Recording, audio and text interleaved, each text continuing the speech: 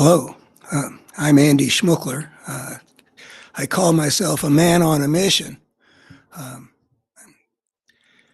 and I truly am. And talking to you is my best effort right now to achieve that mission. I've been on that mission in some way or another for over 50 years, and I won't say I've utterly failed, but in terms of what's really at stake, the extent to which I've succeeded is not acceptable to me, which is why I'm out here, playing hard in the fourth quarter, approaching my 78th birthday.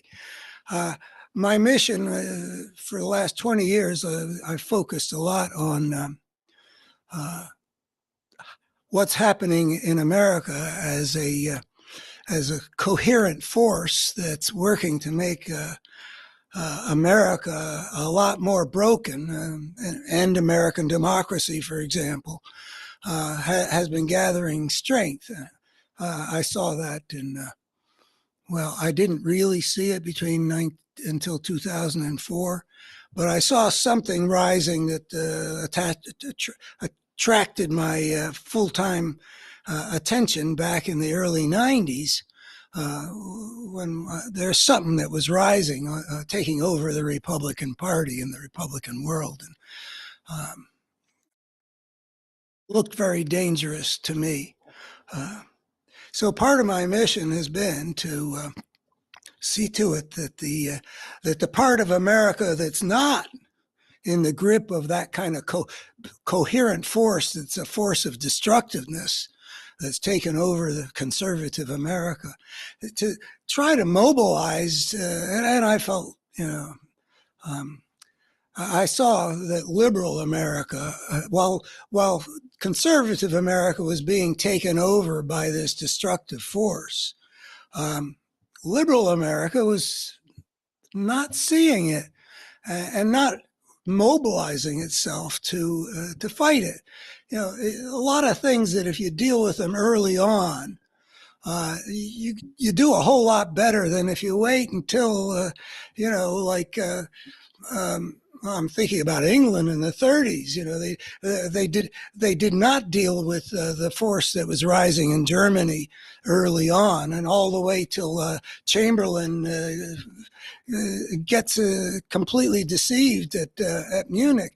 If you deal with problems early on, you don't have to go to have fights World War II. Well,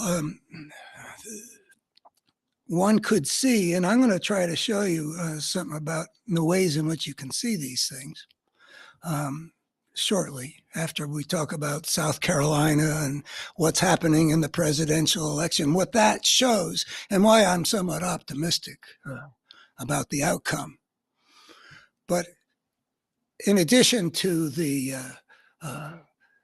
immediate, I want to talk about the importance of seeing that the human drama actually has something at the center of it that we need to see for what it is and see what the dynamics of it are.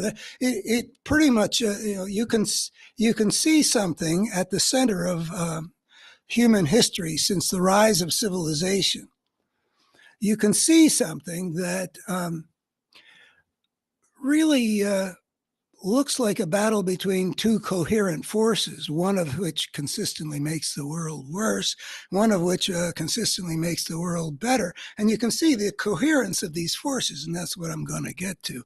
And that's part of what's going on in America right now, is that our political battle is a rather pure case that arises only occasionally in history, where you've got basically what looks like, a battle between good and evil. And I define evil as that coherent force that consistently works to make things worse. And what we're watching, even if you just look, the way I would look at the results in South Carolina, there's not just the numbers, and it's not just, it is, but it isn't just the intentions of Nikki Haley. Which I hear people talking about, and I don't think there's a lot of clarity out there, even among some I mean, some people are talking the way I'm going to talk about what Nikki Haley's candidacy represents. Yeah, when the South Carolina returns came in, I was struck in the journalistic coverage what a dichotomy of headlines there were. There were some important places, like the New York Times reported it as a big victory for Donald Trump. And then there were other people who reported it as this is a real alarm bell for Donald Trump's hopes to become president again. It's not very often you see reputable, pretty intelligent people in the commentary business dividing that much in terms of what the meaning of the results. But I'm definitely with the latter group. His victory of about 20 points was actually not as big of a margin as I expected, and I think as most people expected. I think as Trump expected. But the margin isn't, really crucial there. Because the ways in which this was good news for Donald Trump always had to do with how he's moving inexorably to be the Republican nominee. Hell, that's not news. It's been obvious he's going to be the Republican nominee. It's been obvious for months. Maybe there was a moment when it looked maybe DeSantis would have the clout to harness the Republican base. I don't know if he could have, if he'd been the ideal candidate instead of a complete klutz as a politician, putting fingers and all that. I don't know if there was a shot then or not. I suspect that there was never a shot of anybody else being the Republican nominee. The nature of the bond that connects the majority in the Republican base with Trump. I've been studying this thing for, kind of obsessively ever since he rose onto the platform and took hold of the Republican base to the extent to which he could even have the Hollywood Access tape come out in November of 2016 and fool the Republicans, the rest of the Republicans who think they have to abandon the Trump ship, only to find out the base was still with them. We're with Trump. He did not lose support, that he really could shoot somebody on Fifth Avenue. I don't understand. I see it. But anyway, I don't think that even an impeccable candidate fulfilling the shoes of DeSantis early on would have gotten the nomination. But anyway, ever since DeSantis faded, there's not been any real doubt about who's going to get the Republican nomination. That's why Trump had no need to participate in any of the debates. He already had all those people in front of whom he can shoot somebody on Fifth Avenue. And not only that, he can shoot somebody right in front of them on Fifth Avenue and say to them, oh, I had nothing to do with that person getting shot. And they'll believe him, or at least they'll tell pollsters they believe him. It's been obvious that Trump is going to be the Republican nominee because ever since the insurrection and the base stuck with Trump then, it's been obvious that the Republican Party is his. He doesn't need to replace Rhonda Romney McDaniel with his daughter-in-law to prove that. She was already in his pocket. Everybody's in his pocket in that party, with a couple of exceptions like Liz Cheney and Governor of New Jersey, Chris Christie. He basically owns the party. He's been able in recent years to make it party dogma that the election was stolen from him. The big lie. And I mean, it's the dogma of the party. Anybody who questions it is going to be cut off at the knees by Trump wielding the base as a weapon. He owns the party. He's going to be their nominee, and he did not. And the fact that everybody with any kind of Zechel is a Yiddish word that comes to mind. Everybody observing the political world has got to know. We're not talking about who is going to be the nominee.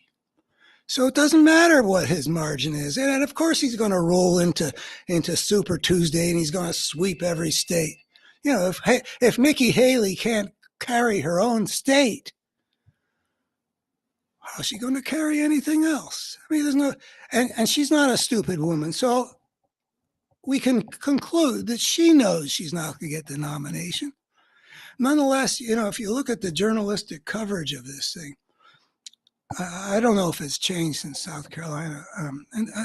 There's been a little bit of writing now about, this is not about her getting the nomination. But a lot of the coverage is still talking as if, this is a race for the nomination, because, you need 1,200 and something or other delegates, and Trump only has, a little over a tenth that much. Oh, yeah, I know. Of course there's only been a handful of races. But he's going to sweep the board. So if Nikki Haley isn't stupid, she knows that she's not going to be the nominee. And by the way, people talk about she might be thinking that by the time they get to the convention, people will think that they need an alternative because of, trials or, whatever. I've heard finally somebody say what I've been saying about that. Even if Trump drops dead, Nikki Haley's not going to be the nominee. The party is the Trump base mostly. They have been trained to hate anybody who criticizes Trump at all. And what's Nikki Haley doing? Since New Hampshire? Maybe she wasn't doing it early in the campaign. She was like all the other people who were supposedly challenging Trump, but doesn't make any sense to challenge him while also acting like sycophants. But they were in an impossible situation. They needed to take and they must have known it was impossible. They needed to take the nomination away from somebody who already had a big following, and they needed to do it without saying anything whatsoever about the grotesqueness, the faults, the shortcomings of Donald Trump. It never made any sense. I kind of always thought, I've watched politics for a long time. I've actually watched these kinds of things since 1956. And the way you get to be considered for president, part of it is you got to sort of establish yourself with the mentioning class. So in 1968, for example, I worked in the Eugene McCarthy campaign. But I was in Nebraska, and I saw Ronald Reagan for the very first time making his very first run for the presidency.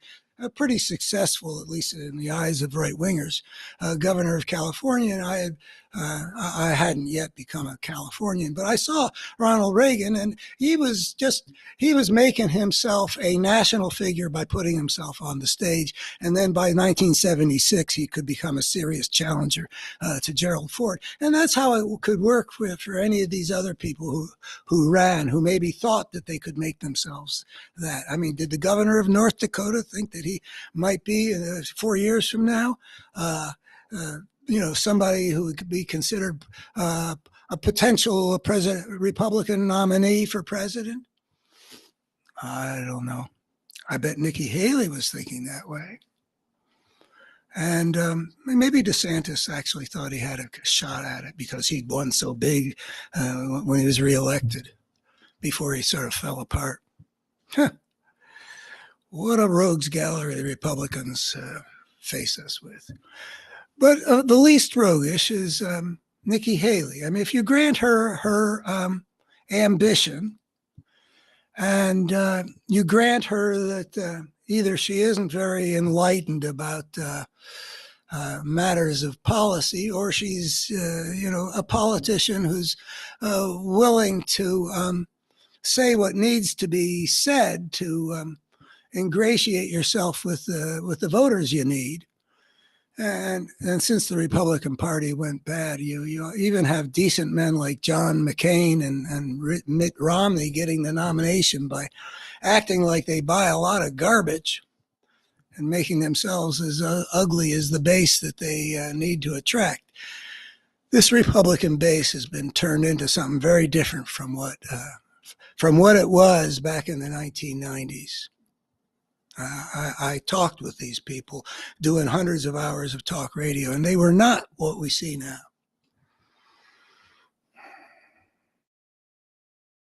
So we got Nikki Haley running against Donald Trump, when it is obvious she's not going to be the nominee no matter what happens. So the question then is, why is she running against Donald Trump? And, well, what she's doing is she's knocking Trump. She's talking in a way which is reasonably well designed. If your purpose is to damage Donald Trump, who's going to get the nomination, but she wants to have fail.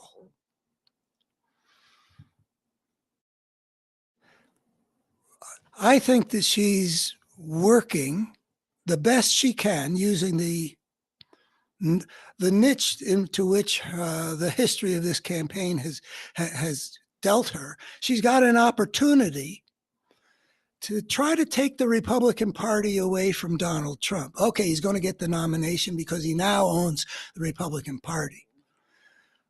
But she wants a different Republican Party, not owned by Donald Trump, not enthralled to all his craziness, not having to be his vindictiveness. I don't know how much what she wants the Republican Party to be is going to be laudable. But I think she wants a more normal party, a less crazy party. And she's saying the things that she thinks might weaken him in the general election,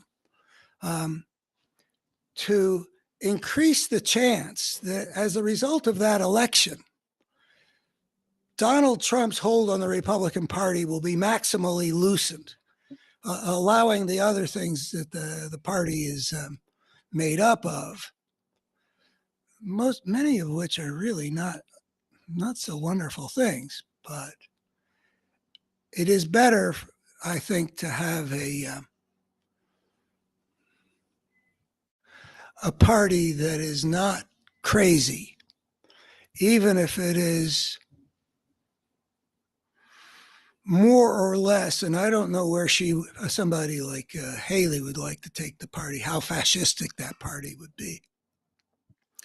Because there was a force of fascism rising in the Republican Party that I saw in 2004 that isn't a function of Trump. I mean, the guys who are on the Supreme Court, Trump didn't choose a theocrat like Alito.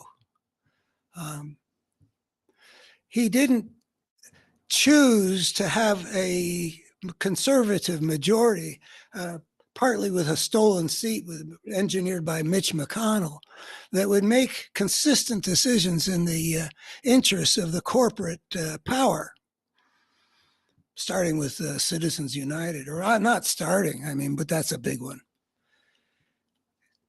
So Nikki Haley is being financed right now by the Koch brothers. and others, I guess. I don't know what the whole picture is, but I heard that the Koch brothers, and people are saying she's going to run, um, well, as long as she's got the money.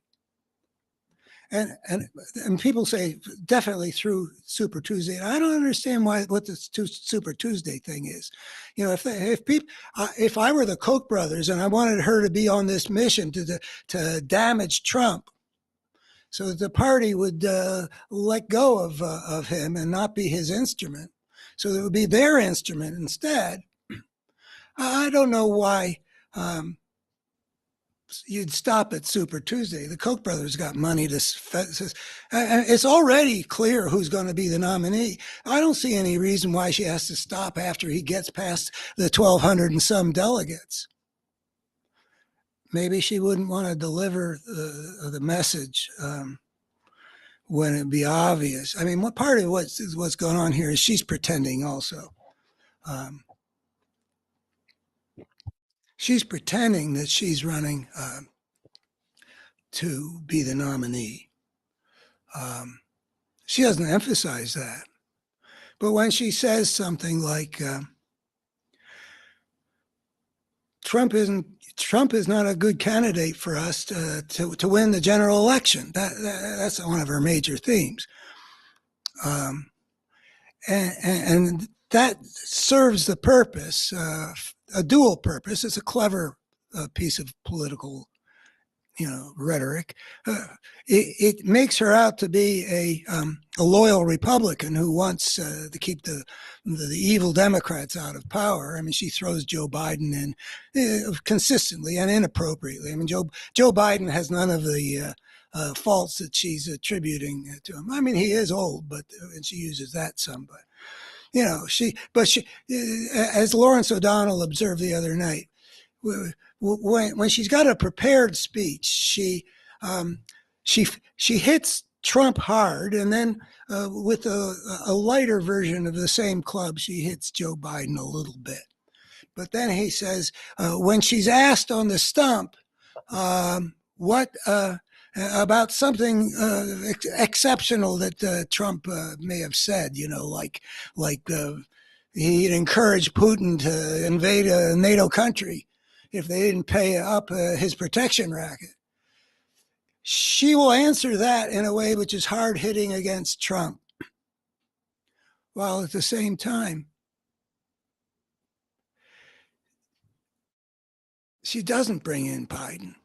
So she's basically campaigning to stay on the good graces of the Republican base as best she can, while she's saying, there's a problem with this guy, one way and another. But if he already had more than enough delegates to be the nominee, if that was a fait accompli, obviously in the math, she couldn't pretend that she was running for the nomination, and therefore pointing out that he's not a strong candidate, is not a winning ticket. It's hard to justify doing that as a loyal member of the party. No, that's not what you do. You may have a weak candidate like McGovern after his debacle about his choosing Eagleton from Missouri to be his, and then having to replace him there so soon thereafter. You don't want to have any. You rally around the nominee. That's what you always do. But this would already be past the time for. I mean, if Nikki Haley were really acting as a candidate to get the nomination and as a loyal member of the party, she would have quit after New Hampshire. I mean, she gave it a shot. New Hampshire was a reasonably good state for her as things go. Better than fundamentalist evangelical Iowa. She would have quit. She wouldn't have taken the chance, actually. She would have thought, okay, well, let me quit before I creamed in my own home state. That is not something this candidate wants to do. And that's why I think there might be something a bit heroic about Nikki Haley. Um, I think she's also looking for the long term. At least maybe I have a hypothesis about how she might be positioning herself, that if Trump turns out to be a disaster, which I think is really a quite substantial possibility, that maybe not 4 years, but 8 years, maybe it'd take as long as 12 years. She would be kind of a hero, like the French Resistance, became heroic. You're not supposed to be a loyal member of the regime, and that's in the grip of the Nazis, like in France. But the resistance, those people became heroes. So she may have some long term, and she's an ambitious woman. I'm not sure if she'd be prepared to sack. I don't know how much principle she's got, but she definitely doesn't want Trump to be successful, and she's doing everything that she can. And whatever her set of motivations, she is actually doing a really good thing. You know, Sometimes you get funny, you get allies that are not really committed to goodness. Maybe she is, or maybe she isn't. But like Stalin in World War II. At her worst, I would welcome what she's doing as an ally.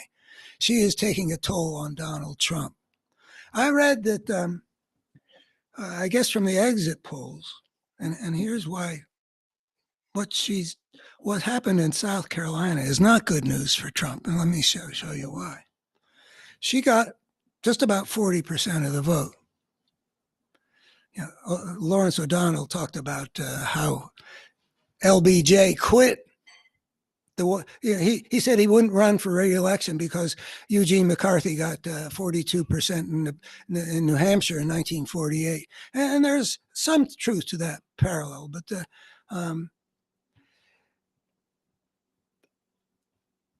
when the president and George, the first Bush also got wounded by Pat Buchanan having a good showing in New Hampshire. But Trump is so clearly going to be the nominee that recognizing that is important, because that shows that the meaning of her 40% is an alarm bell for Trump. Because let's just imagine that these Republican voters for Nikki Haley are not stupid. I mean, how bright do you have to be to see that Trump is going to be the nominee? Well, I don't know. I mean, there is that question. One of the things that befuddles me is I can see lots of people I used to talk with who are really intelligent, believing things that are completely contradicted by the evidence and logic and stuff like that. Trump's big lie, and that he's being it's a politically motivated prosecution. I don't understand how their intelligence got switched off. So I guess I shouldn't assume. But in any event, that 40% is the first figure. The second figure I read was almost 60% of the people who voted for Nikki Haley said that they would not vote for Trump in the general election. Now, one question I have that I can't answer for you, in case you're wondering too, are these people who generally vote Republican, like they're part of the Republican base, or they're independents, at least that most independents apparently lean one way or another. Are these the Republican independents? I don't know, but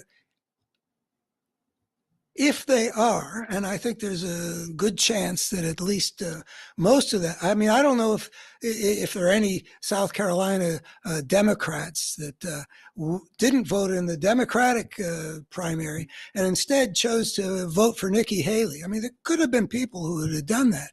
It's not an unreasonable thing to do if it's legal, and I don't even know if who got the vote in the Republican primary. I got the impression that Nikki Haley has been trying to appeal across certain lines outside the Republican base. But best case scenario, we're talking about 60% of 40%. That's 24%. 24% must be mostly the Republican base in that 24%. And even if it's only 7% of those people who would ordinarily vote Republican would not vote for Donald Trump in the general election.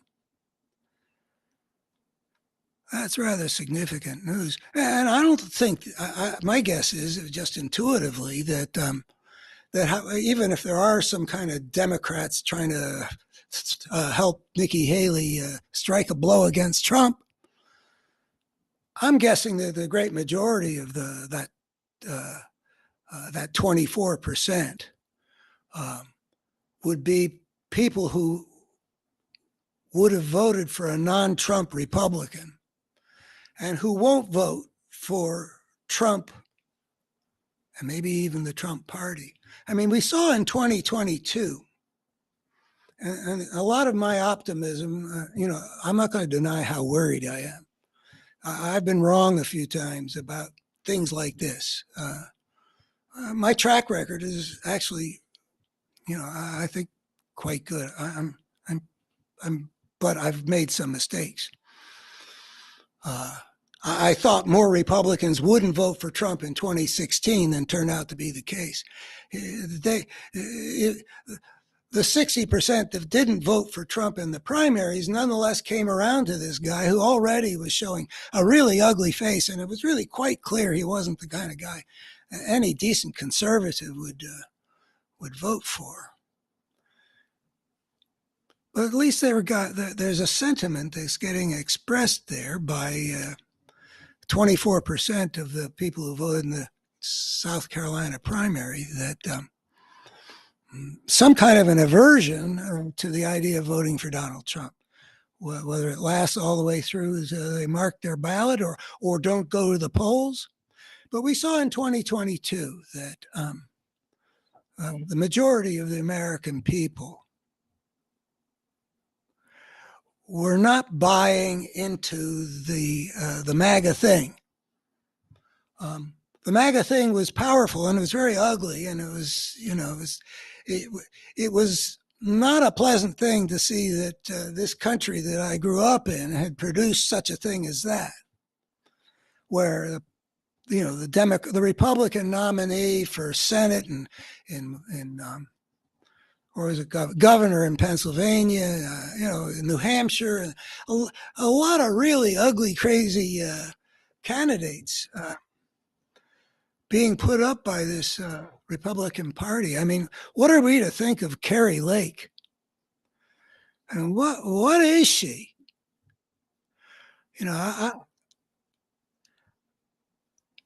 I don't, I like to see a good-looking woman. That's one of the wonderful things in the world. I'm watching an old movie these days, Laura, starring Gene Tierney. What a beauty. I love looking at that kind of a thing.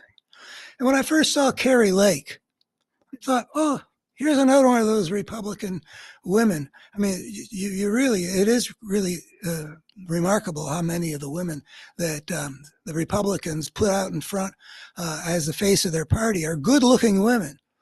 It can't be random. Like the governor of South Dakota. I mean, it's not reflected equally on the Democratic side. Good looks seems to be a major selling point when the Republican Party elevates a woman into office. I don't have anything interesting to say about that. Well, maybe I could, but I'm not going to go there. But it is. I have been observing this, and there's Carrie Lake, and she was a TV personality. I mean, they always give you somebody that you like to look at because that's what people want to look at. What they want to look at. So good-looking people make it on the screen, and she's one of those. But I can't see her as anything but grotesque now. I mean, the way she has behaved, and and because Arizona and Pennsylvania and New Hampshire and Georgia put up the kind of really ugly MAGA things that they did, the Republicans had a bad year in 2022. It's a real shame that they were able to take over the House. Imagine how much better things would be if the Democrats had held on to the House. Yeah, the Republicans have made fools of themselves. I don't know if the Democrats are going to be able to get that grotesque picture to the American people so that they happily choose to drive this broken Republican Party out of power.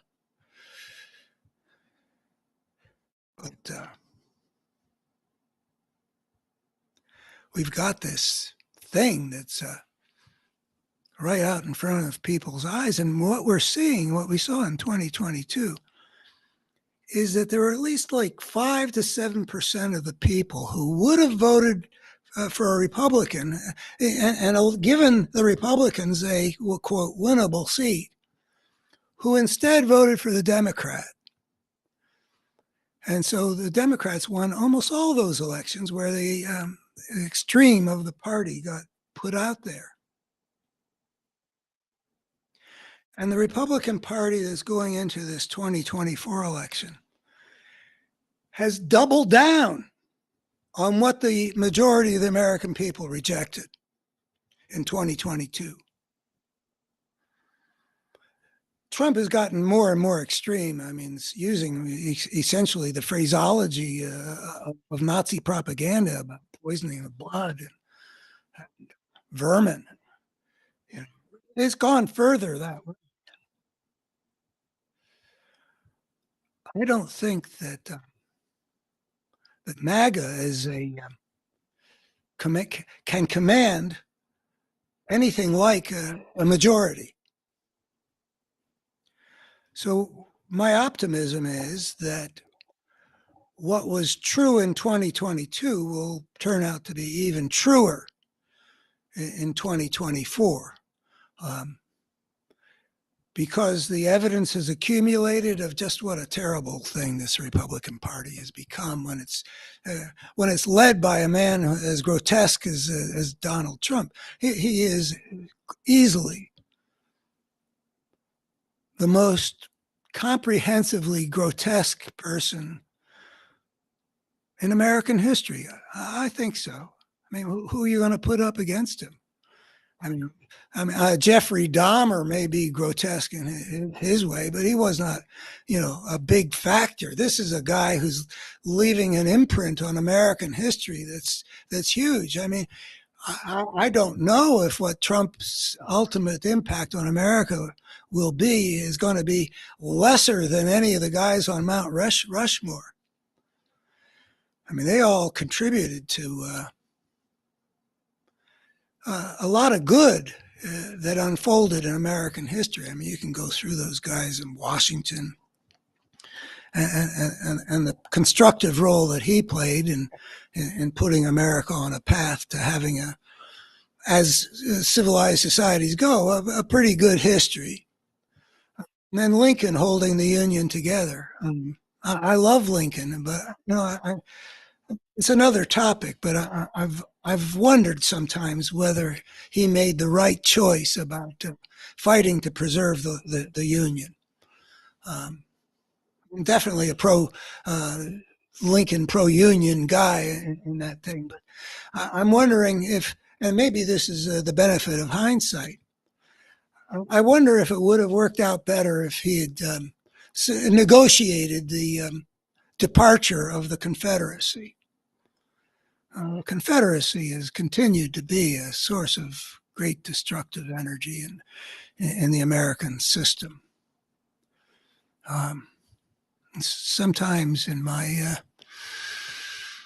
musings, I think about what would it be like to live in an America in which the force that was behind the slave power wasn't a continuing factor in the American power system. I wrote an op-ed about titled, and you can go to my website and see where I lay this out as clearly as I can as a writer. How did the Republican Party come to this? And here's the explanation that I propose. I mean, first of all, I think what we're needing to explain here is that this Republican Party has become more consistently destructive than any major American political party has, I think, ever been. I mean, you can look at if you can go back to the 1850s or to the mid 1840s all the way through to the outbreak of the Civil War. You can look at the Democratic Party of that era,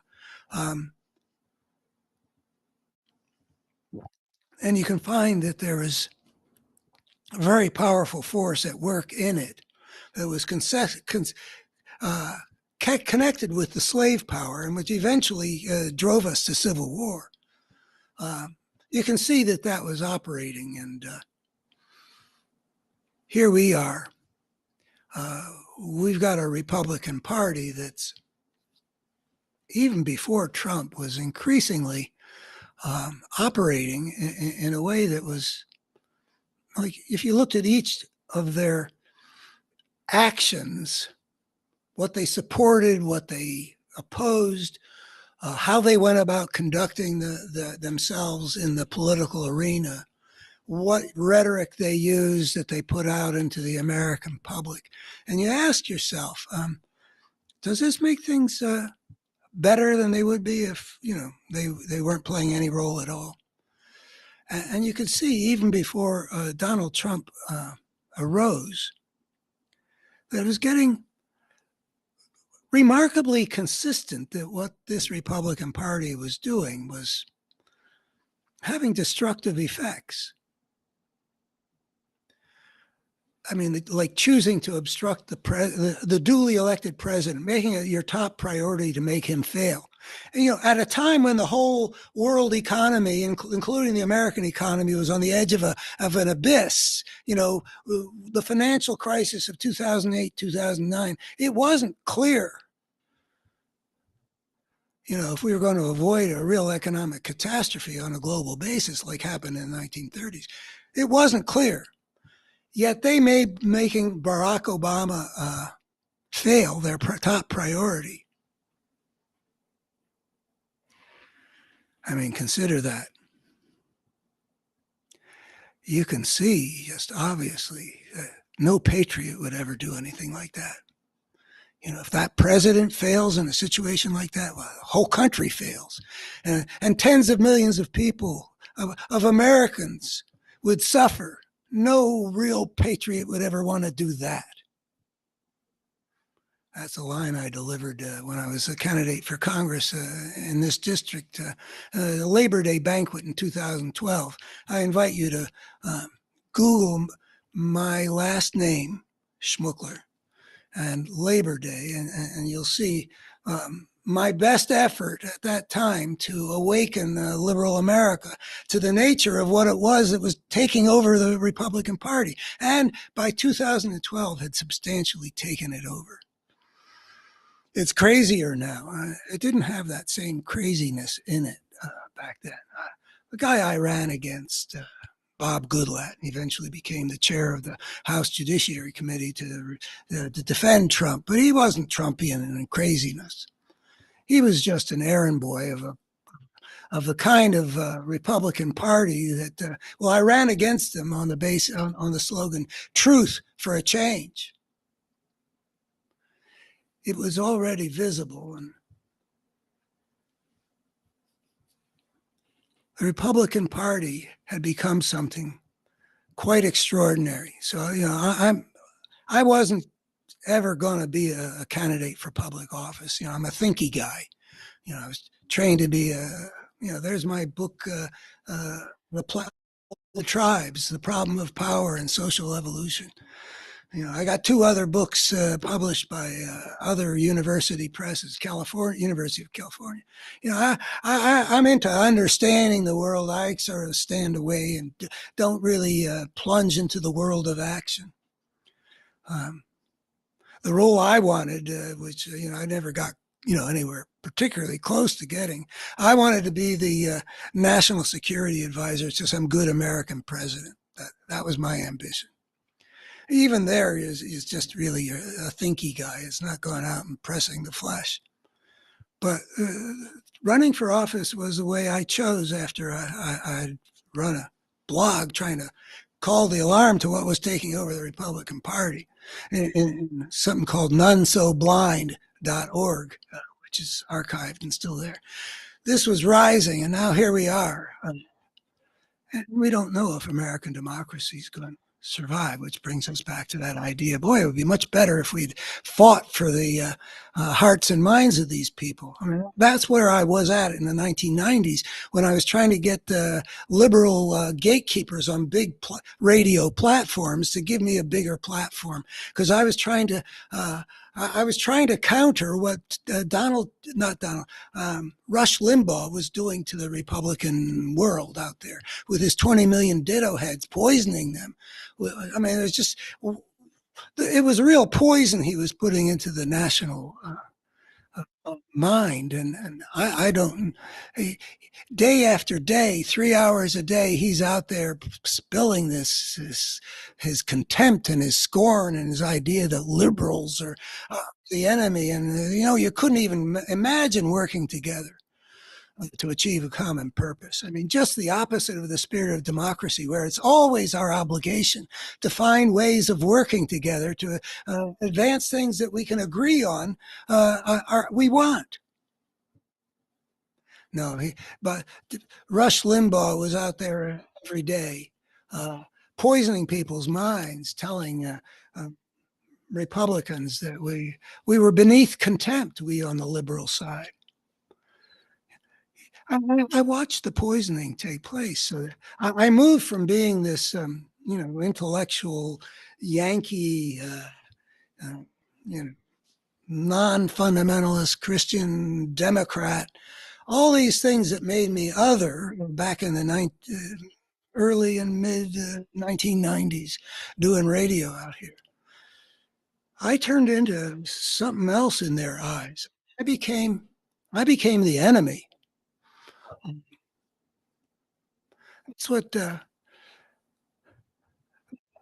That's what good propaganda can do.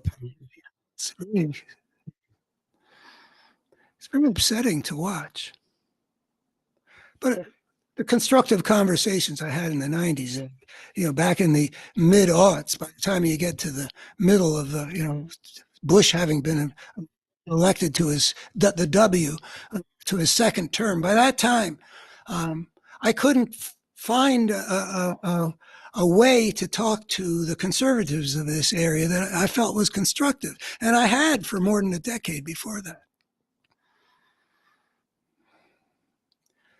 So this Republican Party has become something quite extraordinary. And I apologize if these tangents make it a little confusing, but I'm going to come back to explaining how this extraordinary thing happened. And it's got to do with the alliance of forces. let's imagine the America of the post-Civil War period,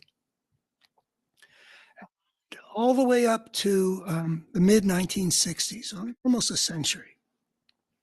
And you ask yourself, what are the forces of brokenness at work in America? The aspects of our dynamic civilization that push things in directions that are that make the human world more broken, make it worse. I would say, when I originally asked that kind of question, well, I'll get to that. With respect to understanding how the Republican Party got to be this way, back then, I would have identified two main for victory, two main forces in America that were sources of injustice, for example. One was the force of white supremacy, or however you want to put it, the force that had been a central part of the slave power, an important driving force within the Confederacy, and became a key part of the culture of the post-Civil War South, the Jim Crow regime that got ratified by the Supreme Court in 1896 with the Plessy versus Ferguson decision, undoing what the Civil War was supposed to have achieved when it said equal protection under the laws, regardless of race. They pretended a morally corrupt court pretended that the separate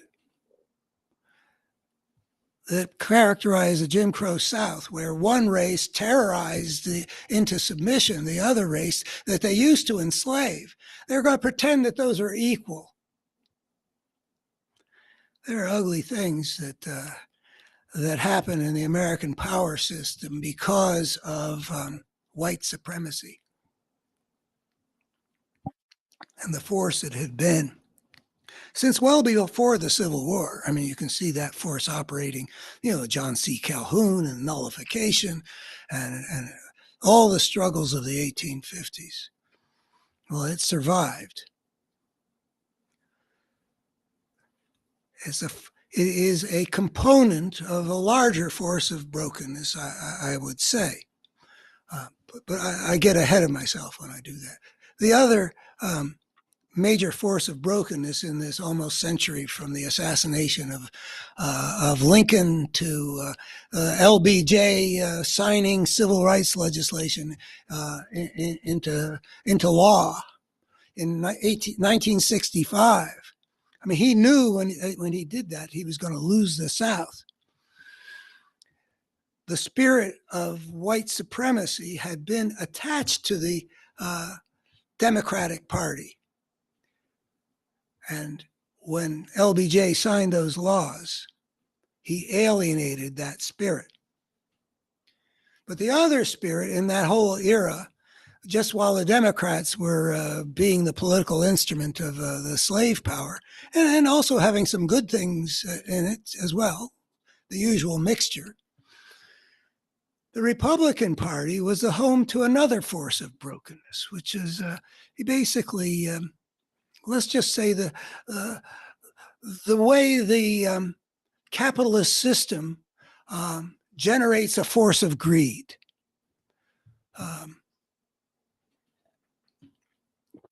It generates a force of greed by putting certain kinds of people into positions of great power, so that John D. Rockefeller and Andrew Carnegie and Vanderbilt and those other great titans of the the age of the robber barons, they call it. Well, that force of the robber barons and of the corporate world that was mushrooming as the United States industrialized, at a great clip in the interval between the Civil War and World War I. That powerful system did a whole lot to corrupt American politics, and it led to Supreme Court decisions just like the the Republican force helped make sure that the laws were very favorable to the corporate system, and made it very difficult for labor, for example, to organize. The right to organize a union. There was war over that in the culture for a long time, and the force of corporate greed that didn't want to have to face an equal across the table would rather have to deal one by the weak, incoherent force of a mass of laborers that had no clout. That force of greed helped make America an uglier place, a less just place. It gave rise to the progressive movement, which helped to counter some of that. It's not like the field was entirely forfeit to that force of corporate greed, but it had way too much power. And it used that power to foster a fair amount of injustice. The muckrakers pointed to the ugliness. It was there, and it was a result of a force of brokenness. But they were housed in the Republican Party. So we had these two forces of significant brokenness: white supremacy and corporate greed. Maybe I should say white racism. I don't know what to call it, but you know what I'm referring to, I hope. Whatever we can see it at work. And even FDR basically had to bend the knee to that force. I mean, there's a limit to what he felt able to do because he couldn't afford to alienate. And all into my own lifetime, Democratic presidents had inhibitions about how far they could go. And Kennedy wasn't eager to be in the position that LBJ found himself in within 2 years of JFK's assassination. Martin Luther King led a successful movement. The Democrats accommodated themselves to it and took the plunge. And LBJ underestimated what the damage was going to be, because the solid Democratic South remained solid, but didn't remain democratic. It became the solid Republican South. And here we can see that why it is that this, I don't know how much of the answer to this is, but it makes sense. Consider this. When they were, America's always a two-party nation, basically. It's built into the Constitution as a sort of logical outcome of cranking out elections will become a two-party state.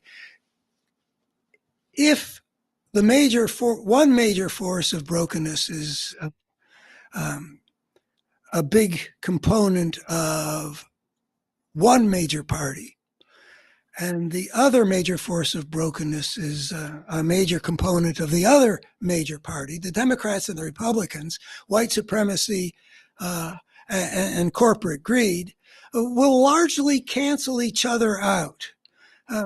You've got two semi-good, semi-corrupt parties, and the two semi-corrupt components are pushing things in different directions as parties. They cancel each other out substantially. You'll still have too much that's done that supports white supremacy, and you'll still have too much that gets done that protects corporate interests against the interests of justice and the interests of the overall well-being of the society. There are going to be imperfections in both directions, but in many ways they'll cancel each other out because they're the two different parties. But when LBJ signed the legislation that alienated the heir to the slave power, and that slave power migrated over to the other major parties, so that Strom Thurmond, the most Dixiecrat of all the Democrats back in the late 40s, he becomes a Republican. Trent Lott of Mississippi becomes goes from Democratic senator to Republican leader of the Republicans in the Senate. Shelby of Alabama was a Democrat and becomes a Republican. The new home for the spirit of the Confederacy, of white supremacy, of slavery, of Jim Crow. The new home is the Republican Party. I don't know if one could have seen this coming. I not only didn't see it coming, I don't think it was, I was sort of witness to this over the years, and I didn't think about it. But wow, two things that used to cancel each other out are now allied with each other. That's a big deal.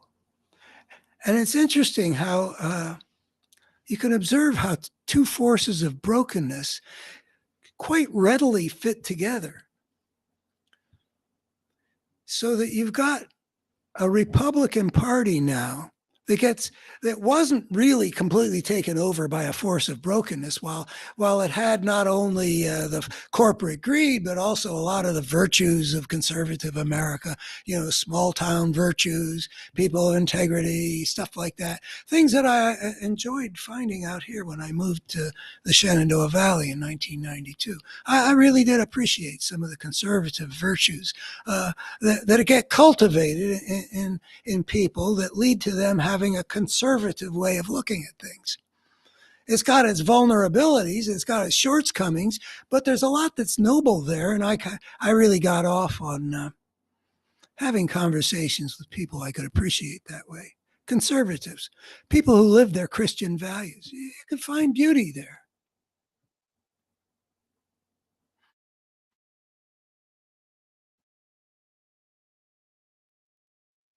Party, I watched this real profound brokenness has come into the base from the top down. I observe this. You follow Limbaugh and Gingrich and Fox News and Karl Rove and that whole presidency from 2000 to 2008 and the way they went after Clinton before that. And you can see all this stuff gathering momentum.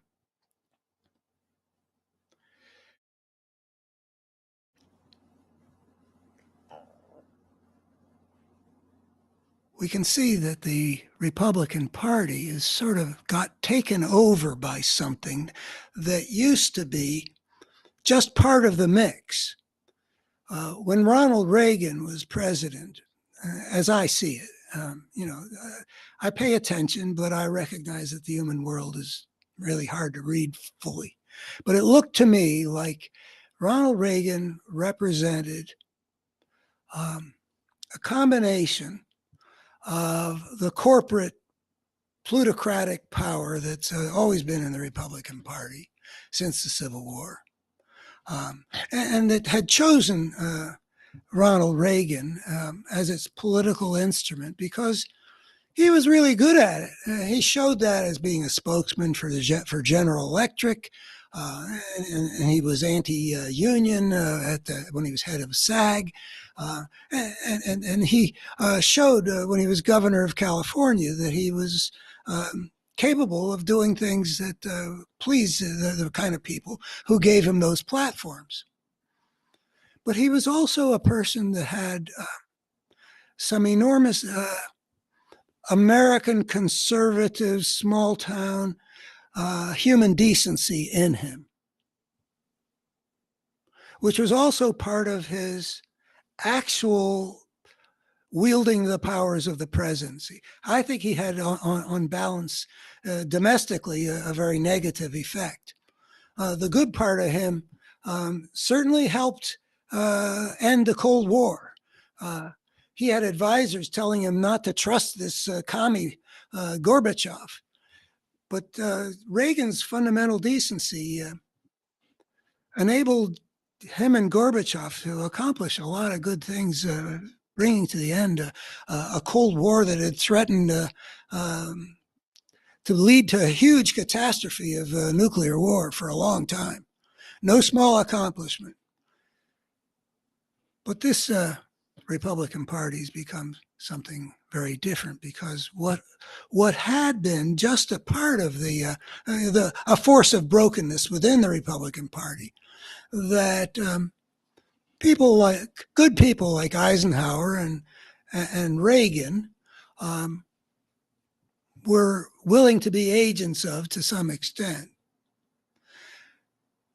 But it had become something where, instead of being a mixture, the good part got squeezed out.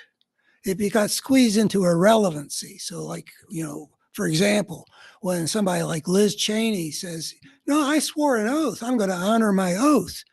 That's something that, Ronald Reagan or Dwight Eisenhower would have respected. That's the conservative virtue showing itself. But in this Republican Party, having been taken over by a consistent force of brokenness,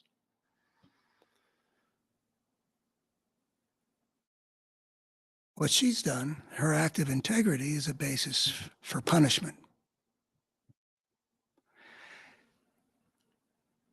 The party has been taken over by a force of brokenness. And that's because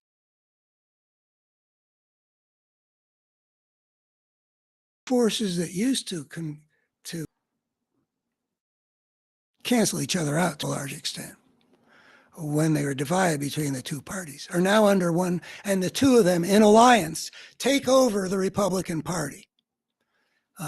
When you get Bob Dole in 1996, that's sort of a last gasp of Republican decency. I mean, I didn't like Dole. He was kind of a mean man.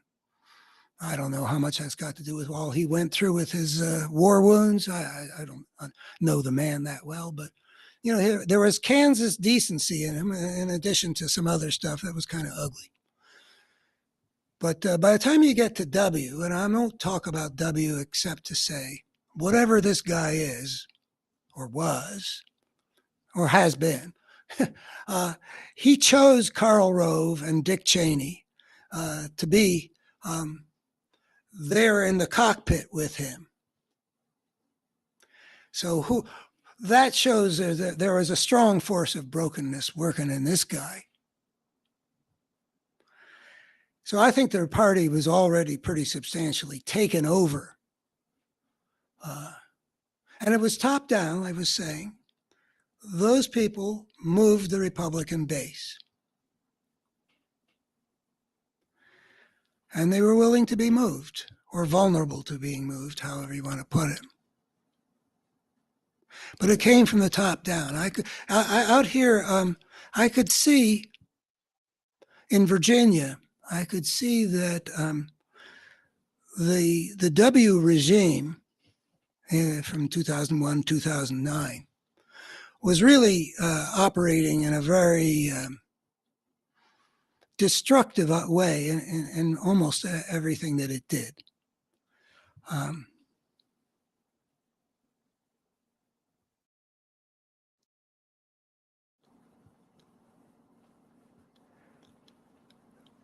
It was important to recognize that what they were doing was advancing the corporate interest, like that tax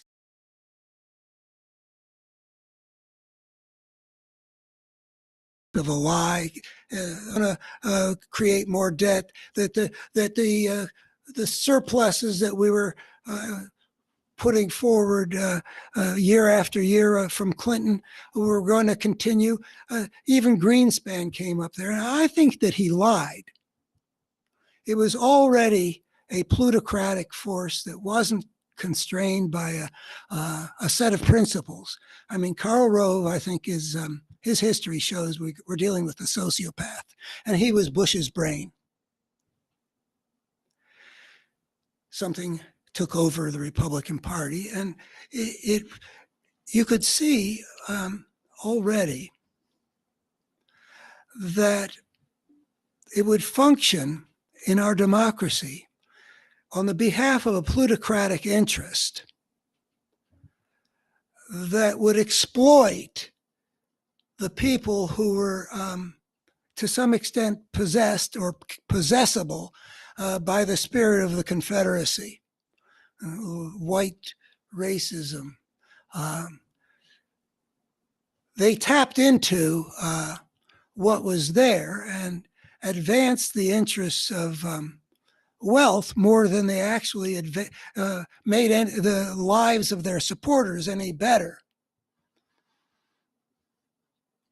The force that drove us to civil war already showed before the Civil War that it was that part of its skill set, if I can personify, was to get people to go after false enemies and to ignore how what they're supporting is actually working against their interests. In the South, before the Civil War, this manifested itself as telling the non-big slave-owning powers, everybody, all the other white people, that anybody who criticizes the slave system is insulting the honor of the South.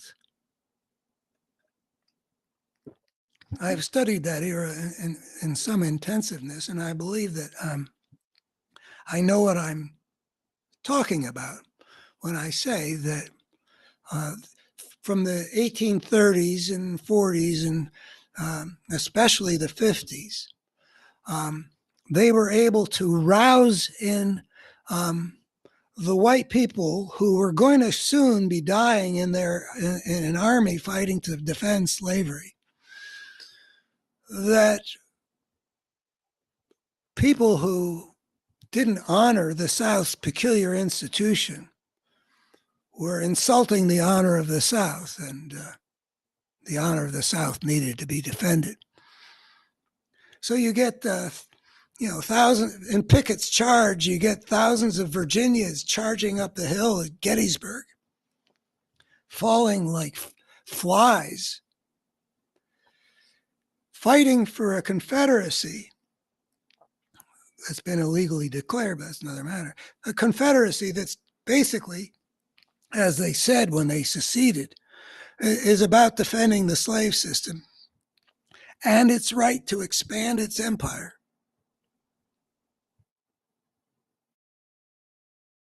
To fight for a slave system that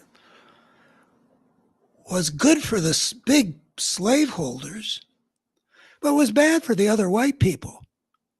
I mean, we can infer that it was bad for the other white people from the fact that what the Irish, how they voted with their feet, as they say, in the 1840s when they had to flee the Great Famine and came to the shores of the United States.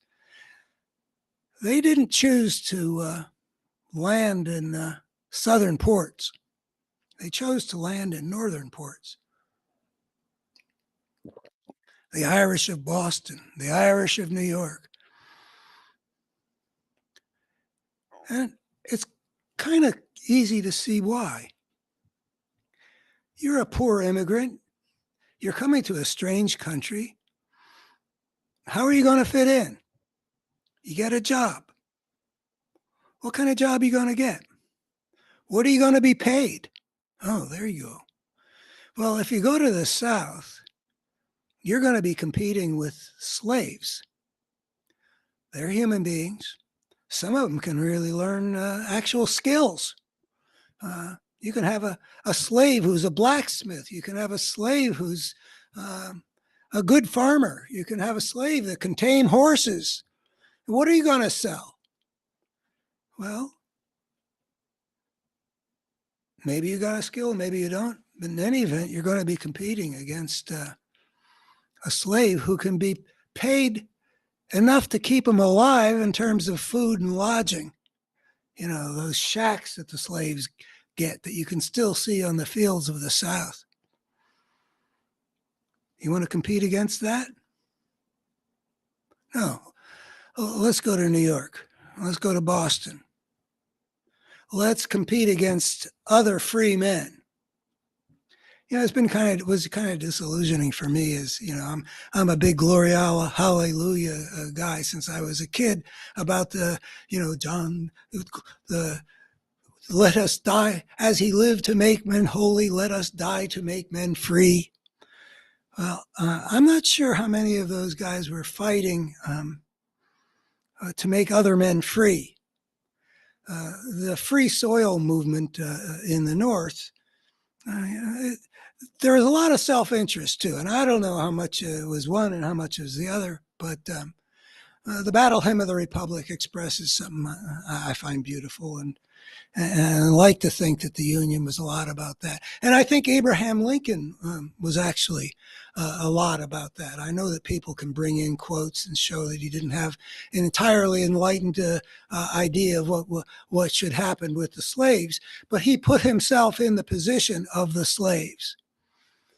And he loved his neighbor as himself, and challenged the slaveholders, saying, how would you like it? And if you would not be a slave yourself, why would you make another man your slave? Anyway,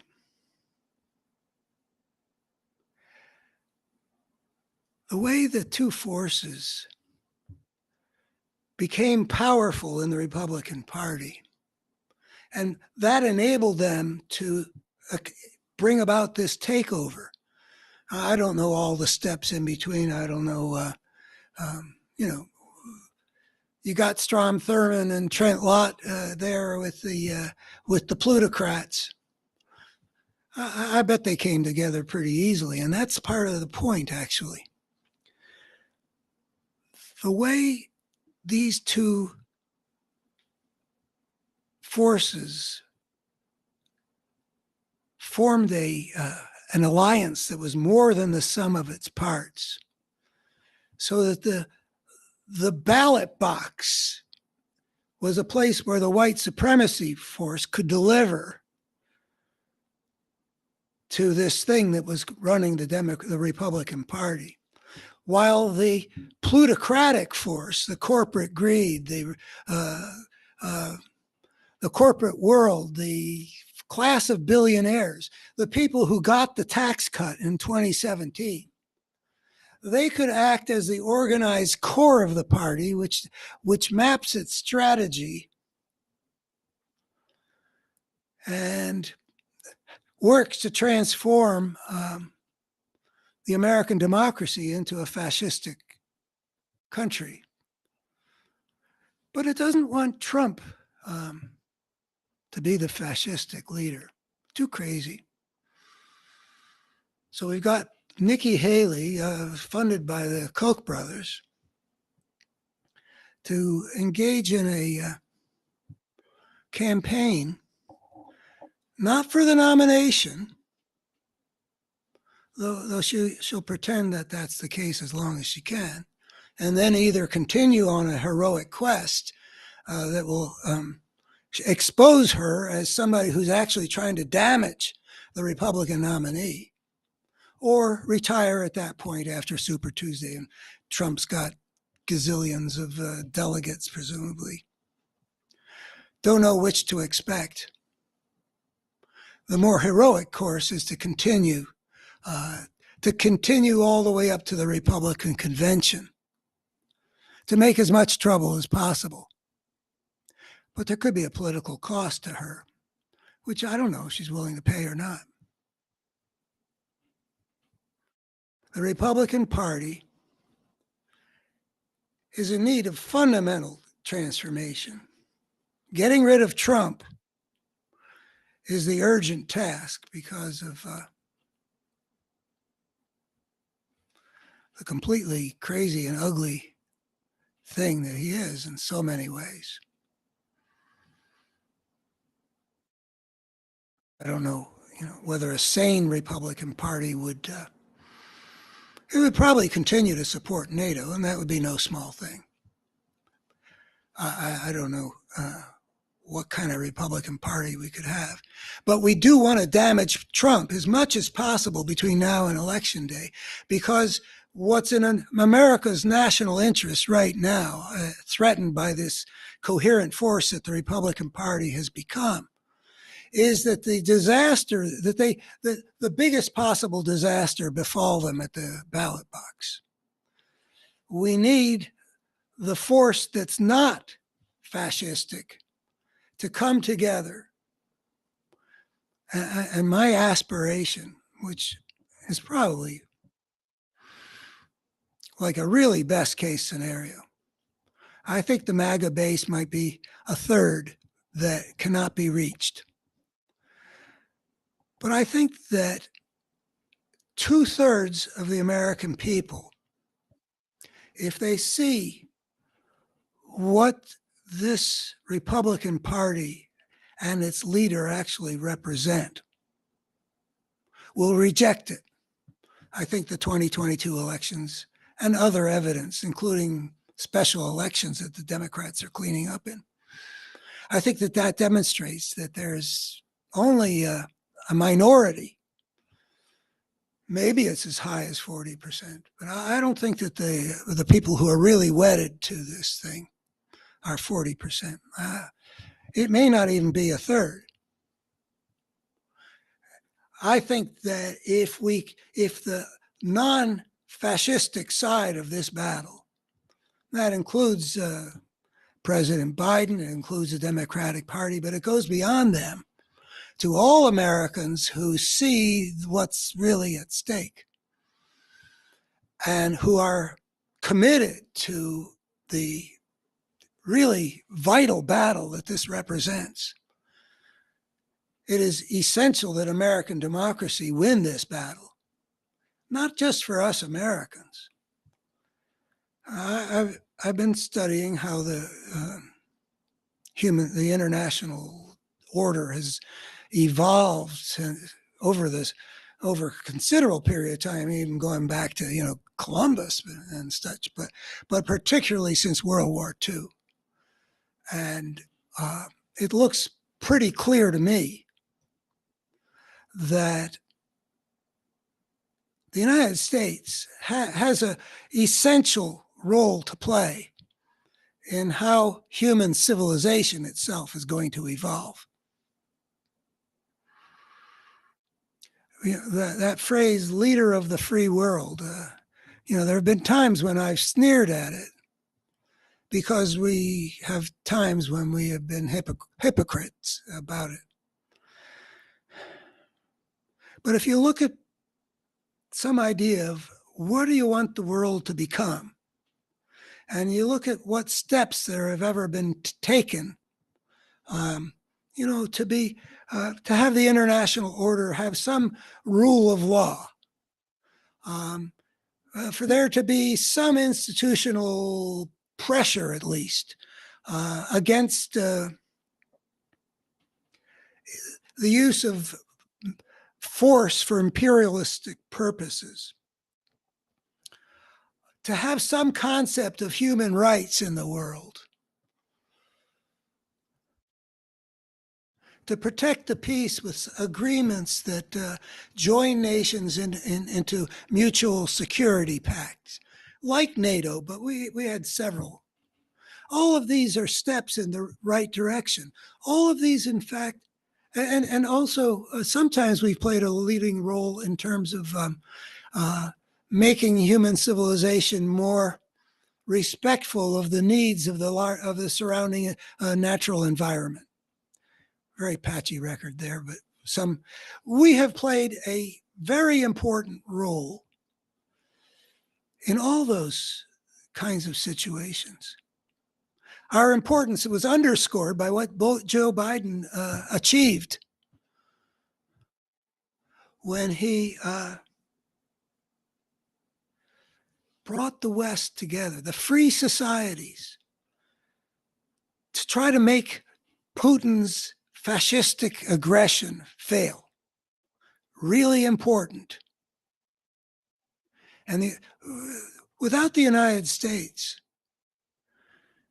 I don't think the same thing at all would have happened. What's happening right now with this pro-Putin Republican Party protecting Putin by starving the Ukrainians of the weapons they need to make war, so that they're having to give up hard-won territory that was won with, the lives of a lot of courageous Ukrainians fighting against this fascist invader. This Republican Party, just look at it. This Republican Party would take us from being the leader of the free world to being the ally of everything the leader of the free world consistently opposed, even if sometimes we embraced dictatorships. World War II, the Cold War, from Truman to Eisenhower, to Kennedy and Johnson, Nixon and Ford, and Carter and Reagan, and the first Bush and Clinton.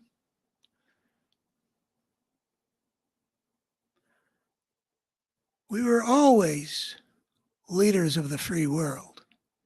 Maybe we should throw in W in that respect, but he did so much to destroy the international order that a previous American presidents had built up. I'm not sure where to, he wasn't focused on having to lead the free world. He didn't heed the free world when they gave their opinion about his planned invasion of Iraq, but whatever. But Clinton again became the leader of the free world and trying to wind down the fascistic aggression of Milosevic's Serbia. But Joe Biden did a masterful job. And if we lose this battle at the ballot box in 2024, I've got a piece, you can also Google Schmuckler and reverse. I'm wondering if a victory of Trump would reverse America's hard-won Cold War victory, which we won in the name of free societies, that we had been the necessary ingredient in the world moving forward toward a more viable kind of human civilization. The steps that we've taken since World War II have been, I think, quite inadequate. I think if people saw things the way I tried to show them in the parable of the tribes, they would have put a much higher priority in advancing the way we order our human civilization, both in terms of making it impossible for us to incinerate ourselves in an all-out nuclear war, and in terms of creating a sustainable way that we interact with the biosphere. But we have made some progress, and the United States has been indispensable. And if we put in a fascist regime, particularly a Trump regime, we can see that he's allied with the wrong side in the battle between free society and tyranny. And he's on the wrong side when it comes to behaving responsibly and protecting the environment, when we can already see the gathering catastrophe of climate change. So there's a lot at stake in this battle, and the American role is essential. So the battle to protect American democracy is also the battle to enhance our chances of getting it together as human civilization so we can survive for the long haul, when, as it looks now, there's a real possibility that in the next not so many generations we'll destroy ourselves.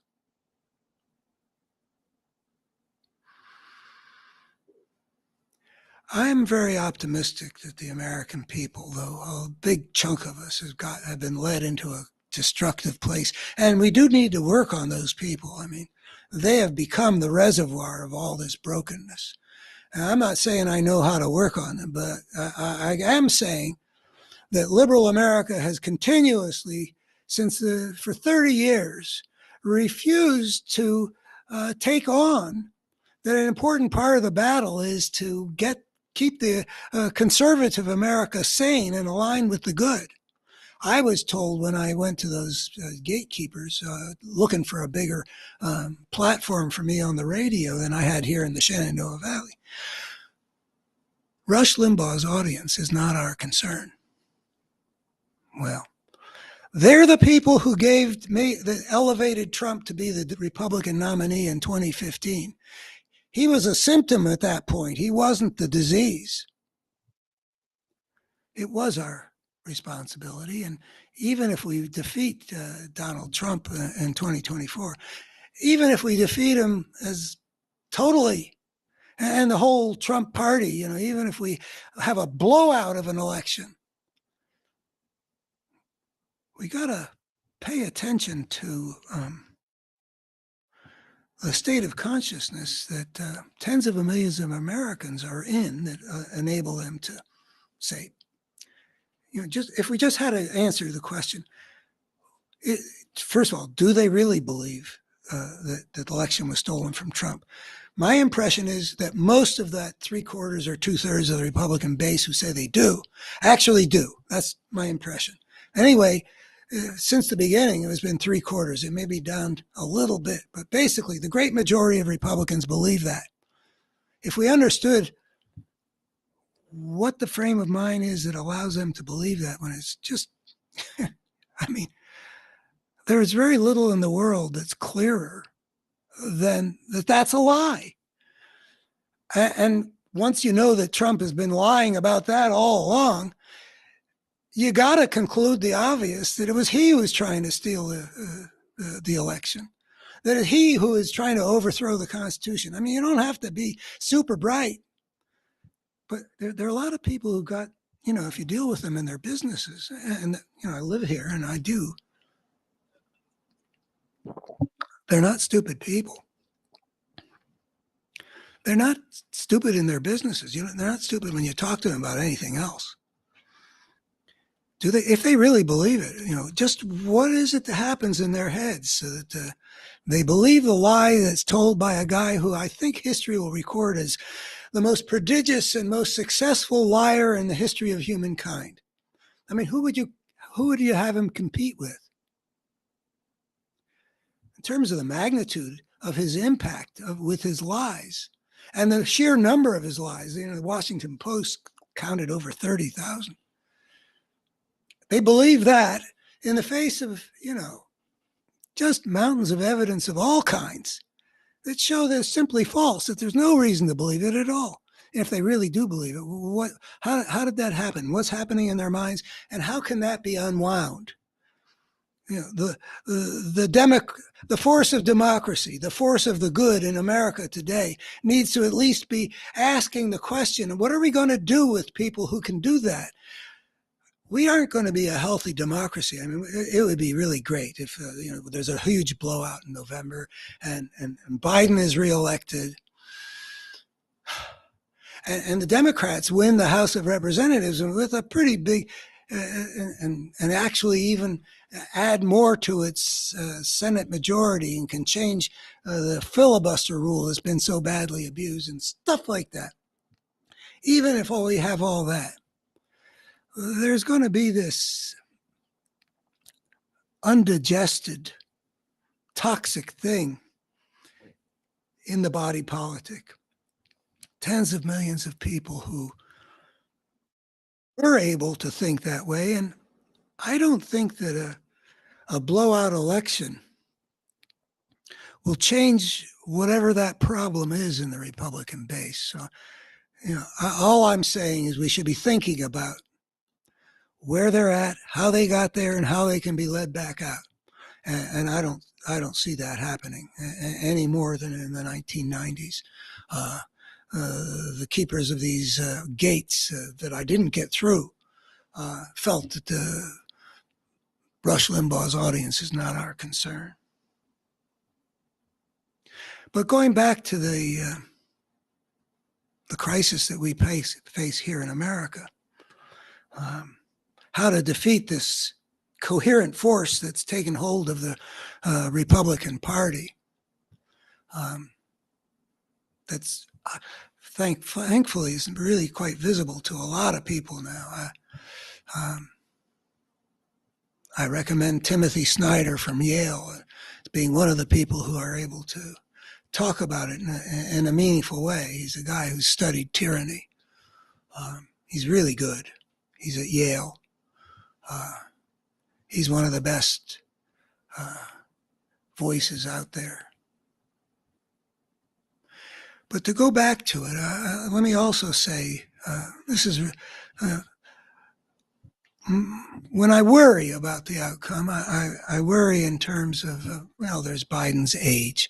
I'm pretty much at peace with that. I've indicated that I think he should challenge Trump.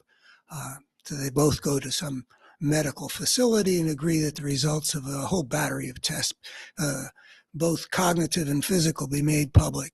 I think that Biden would benefit from that if Trump accepted, because he'd win, he'd get the better report, and if Trump refused, because he'd say, look what Trump has to hide, and it can get people to look at what's actually happening with Trump, which I gather neurologists are more and more starting to say that he's in a state of significant deterioration in the direction of dementia. I read a piece just recently in which a neurologist called attention to something that's happening to his words that is a sign of moderate, not to reasonably severe progression down the roads of dementia. But putting aside the age issue, I'm going to make a switch, and this isn't politically, helpful. I feel that that Biden has made the biggest blunder of his presidency lately. I've read a couple of really smart guys in the Atlantic who are saying now what I've been saying since December. And they say it's not too late to correct this. And I hope they're right. It feels kind of late in the game to me. I thought that Biden's handling of the Israeli Gaza situation was really masterful at the beginning. I saw him as executing a play with two different components that was like the most impressive thing I'd ever seen done diplomatically. In the first move, heartfelt support of the Israeli people for the trauma that they were undergoing, they had undergone, the terrible thing, not just deaths, but images of barbarity and cruelty and torture, and babies being burned and women being violated, and things that are just so disturbing. And they had, and something of a magnitude, what was it, like 15 times as big in proportion to the Israeli population as what we had gone through on 9/11. And then he'd use that 9/11 thing, which was a huge trauma to the United States, to many, many, many Americans.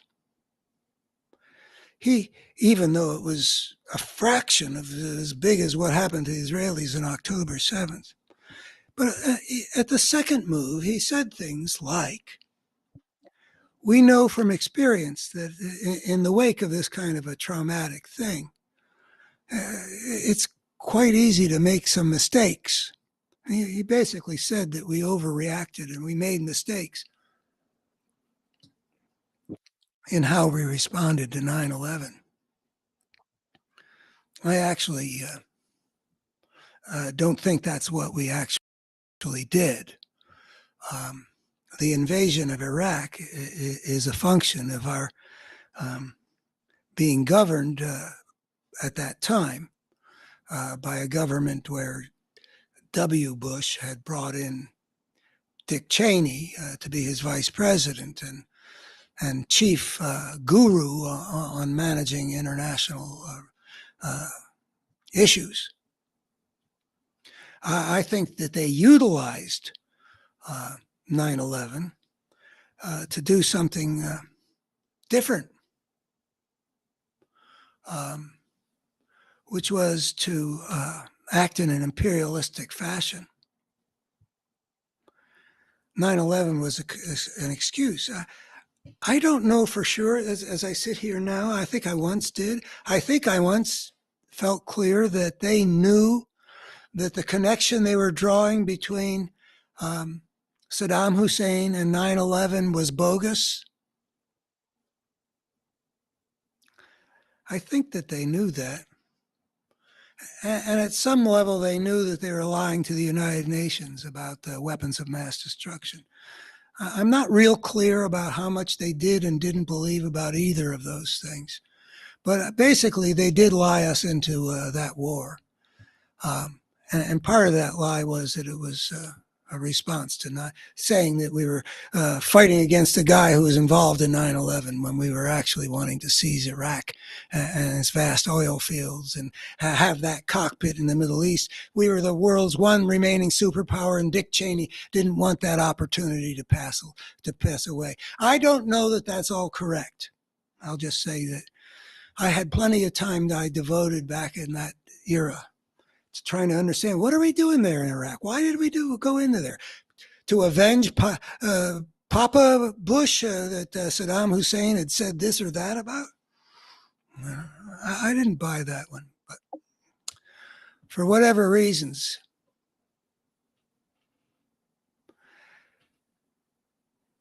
we went in. And it was not an appropriate thing to do. We got ourselves into a big mess. We didn't get ourselves into the big mess because of overreaction. We got into a big mess because of Cheney's arrogance. And you can look into the book Fiasco, published by a guy from the Hoover Institute in Stanford. He was for the war, but they executed it in a completely ineffective way when people had told him, this is what you're going to need to do. And they ignored it because Dick Cheney knew better than the experts.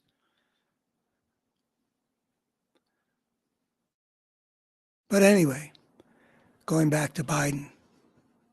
Biden said, don't make mistakes, because the second part of his strategy in that brilliant opening gambit was to say, I'm really with you. That's the first part. And there's a need for real caution about how you proceed here. And for a while, it looked like he might be able to move the Israelis from their acting on the basis of the impulse that erupts out of the trauma. I would say essentially the impulse of revenge. It reminds me, I once had a kitten that was, it's really kind of breaks my heart even to think about it, but this 5-month-old kitten, whose name was Juliet, was attacked by a pack of dogs. And I saw it happening and ran to save her, and I chased the dogs off, and I picked her up, and she bit through my thumbnail in her panic, and she'd already suffered injuries enough to kill her. That's how I feel like the Israelis, as a nation, were sort of primed to strike back. And I think Biden understood very well the nature of the trauma and the need to influence the Israeli decision makers in the direction of doing something that will have a good result. Choosing the wise course, not the course dictated by impulse. Impulse, biting through the fingernail of the, what's coming in to save you.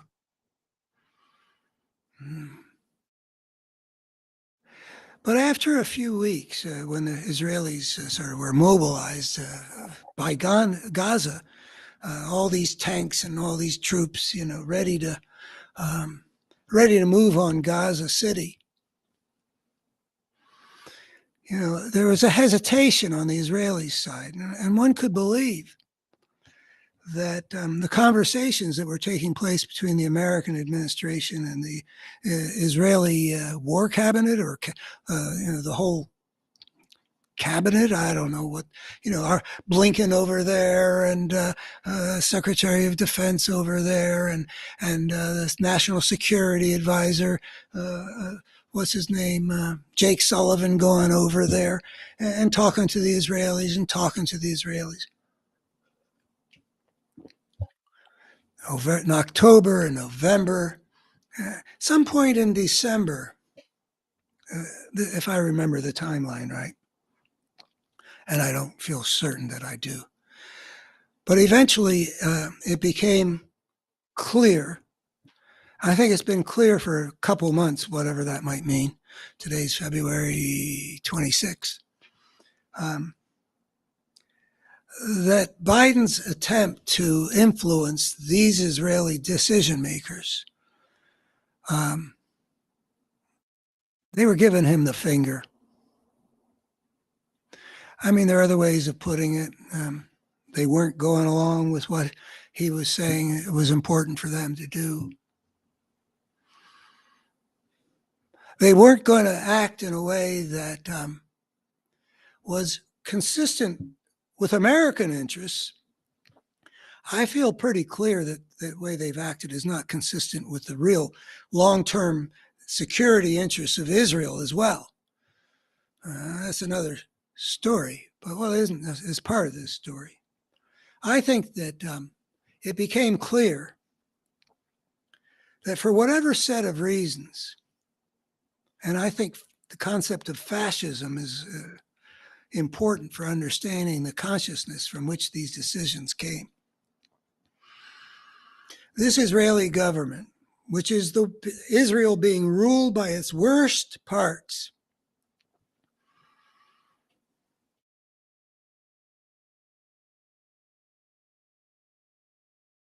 was deliberately choosing a course that was clearly falling completely into the trap that Hamas started this whole thing to set for them. I mean, ask yourself, why would Hamas do this? Hamas's purpose is the ultimate destruction of Israel. We know that.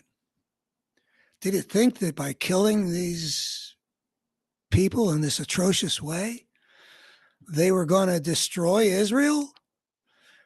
Or destroy what the support there was for Israel?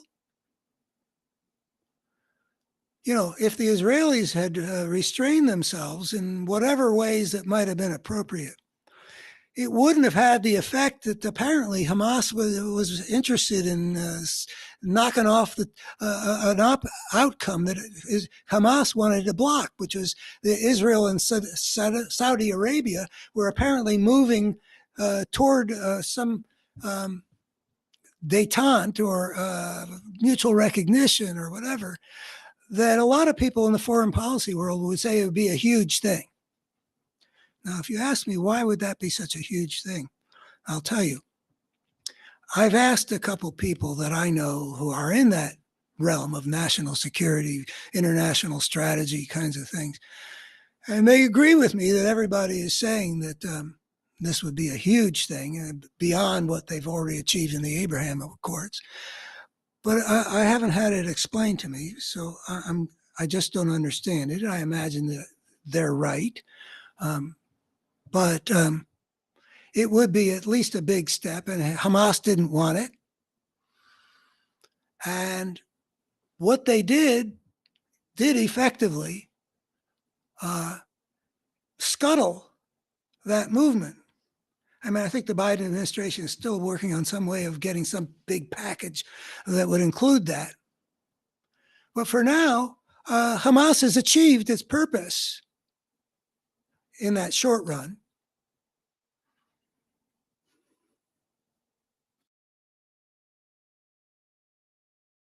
And it wouldn't have achieved it if the Israelis had not jumped into their trap, which is they built a Gaza city where the only way, and the whole of Gaza, the only way you can strike Hamas is to kill lots and lots of civilians. That's true. The Israelis are not at fault for that fact that Hamas has made it really difficult to hit them without killing a lot of people who are not Hamas fighters or decision makers or anything like that. So that was a real dilemma that the Hamas created. And in a sense, they're responsible for that fact that the Israelis have a justification for hitting back at the people who did this to their people. Yet they have no way of doing it in any kind of significant military way without killing thousands and thousands of people. That's the trap. And Hamas understood, I'm assuming, I mean, I see that Hamas has recently denied that they could have anticipated such a barbaric response. Oh, baloney. That's just more propaganda. I mean, they couldn't have imagined the Israelis responding in such a barbaric way. How else were they going to respond? Especially this fascist outfit. Because they're fascists, they didn't combine any of that military stuff with clear moves in the other direction to show the world a better face. Instead, they've made themselves the monsters in this situation. Not the people who beheaded babies or that burned people alive, et cetera, et cetera. They're not the ones people. They're looking at what's happening today. That's how the world of the world attention works. It's not who got killed on October 7th. It's who got killed this week. That's what the world sees. And when the world sees Israel doing that, this act of barbarity,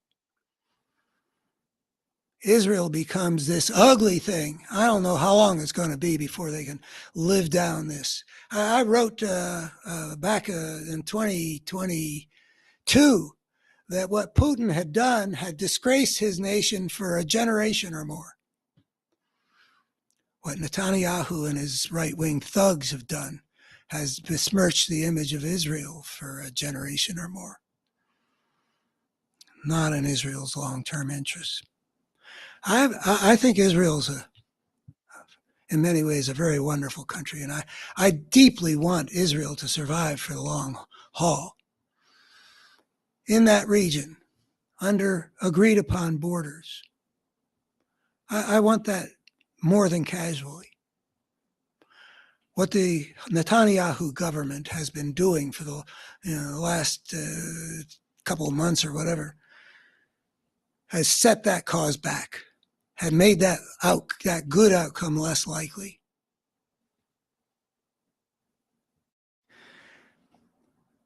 And Biden has made a serious mistake when he's keeps on asking publicly a little bit, privately a lot more apparently, for them to do better things. He keeps on assuring the Israelis that the aid is not contingent. He should know. He knows Netanyahu. These guys in the Atlantic who are saying that he should be upping the ante and making, applying real pressure to this regime, which is not popular in Israel, not as popular as Biden is. He should be applying real pressure to them, using the leverage that he does have. And it's been a really serious blunder not just to tie, it was great the way he tied himself to Israel at the beginning. But as soon as it became clear that the Netanyahu government wasn't going to do things the way they needed to be done for Israeli interests and for American interests, making us ugly in the sight of the world also. The world sees us as maybe are on the right side in Ukraine, but they see us as on the wrong side in Israel. I mean, the publics. Not a good place to be. And Netanyahu is putting us there. And he knows he's putting us there. When somebody plays hardball with you, you got to be willing to go to the mattresses with them. There's a metaphor. You know, that's always been the problem with Biden. That's why I didn't support him in 2019. I think he's been an outstanding president, and I think he actually, big probability is he'll be able to be a really good president in a second term, really good. And if we give him a Congress that he can get things through, he could be another transformational president like FDR and like Obama wasn't. But he's slow to go toe-to-toe with the people that sometimes need to be defeated. And Netanyahu is one of them. And that's what these guys are saying in that Atlantic article, which I'm not in a position to quote, but they're very articulate, and they make a really strong case that Biden is not playing the cards the way they need to be played at this point. And they say, as I said, it's not too late, that he can put the screws on Netanyahu and at least detach us from what Netanyahu is doing, and maybe put Netanyahu in a position where he's got to pay more attention to what Biden says, or his profound unpopularity and the widespread suspicion that Netanyahu doesn't want this war to end because he knows that's going to be curtains for him, because the Israeli people are waiting to kick him out. That maybe Biden, by putting the proper pressures on this government in Israel, can hasten its downfall. I don't know what the play would be. There was some disagreement when I saw these two Atlantic guys being interviewed. It looked like one of them wanted to withhold aid to Israel, and one of them didn't. But they both agreed that you cannot get Netanyahu to do anything that needs to be done willingly. So Biden needs to get much tougher right now. And again, I hope they're right when they say it's not too late. Well, and in terms of this upcoming election, my worry is Michelle Goldberg has written a piece in the New York Times about how Biden is in danger of losing Michigan. I actually haven't read the piece because I know what the basic point is, and my shock absorbers are, I don't want to put myself, I basically know the problem. What Biden has done by tying himself to Netanyahu's barbarity, which has shown a wanton disregard of the lives of the Palestinians,